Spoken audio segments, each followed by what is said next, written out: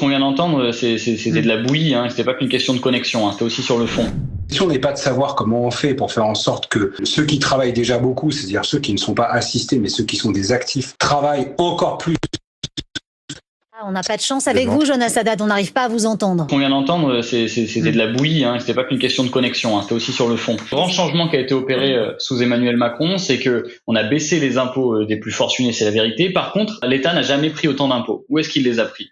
C'est la TVA. Plus les prix augmentaient, plus les recettes revenaient à l'État. Les plus riches du pays qui payent de moins en moins d'impôts. Et en revanche, c'est tous les Français qui compensent ces baisses d'impôts. Aujourd'hui, la TVA, c'est 220 milliards d'euros. Donc quand on dit que les Français doivent contribuer à l'effort, la vérité, c'est que depuis 2017, c'est eux qui contribuent en très très grande partie à l'effort. C'est la moitié des recettes de l'État qui sont payées par tout le monde. Et ensuite, sur la question du travail-capital, la vérité, c'est que dans notre pays, le travail est plus taxé que le capital.